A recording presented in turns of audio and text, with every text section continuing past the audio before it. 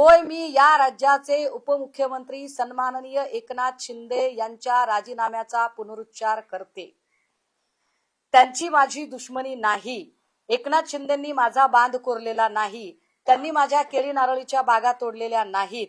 एकनाथ शिंदेंच्या बद्दल मला सहानुभूती आहे, परंतु माझा सरळ साधा मुद्दा आहे की जर एखाद्या ठिकाणी मंत्रिपदाच्या प्रिव्हिलेजमुळे एखादी व्यक्ती वाचत असेल तर त्यांचे राजीनामे झाले पाहिजेत, असंच आपण म्हणत आलो ना।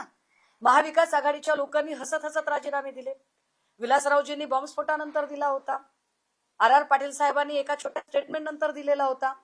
अनिल देशमुख साहेबांनी चौकशी चालू असताना दिला होता। त्याने काय फरक पडतोय?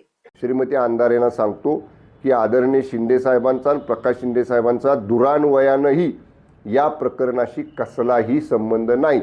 कुठल्याही चौकशीला आम्ही सामोरं जायला तयार आहोत, पण केवळ शिंदे साहेबांचं नाव घ्यायचं, सनसनाटी निर्माण करायची आणि स्वतःच्या पक्षात मी कशा पद्धतीनं शिवसेनेला आदरणीय शिंदे साहेबांना या ठिकाणी डॅमेज करते हे भासवण्याचा प्रयत्न श्रीमती अंधारे करतायत। तुम्ही हे अशा पद्धतीचं वक्तव्य मागं घेतलं नाही तर जसं नाशिक प्रकरणात तुम्ही माझ्यावर आरोप केला आणि तुम्हाला न्यायालयीन प्रक्रियेला सामोरं जावं लागलं, तसंच याही प्रकरणात तुम्हाला निश्चितपणानं न्यायालयीन प्रक्रियेला सामोरं जावं लागेल।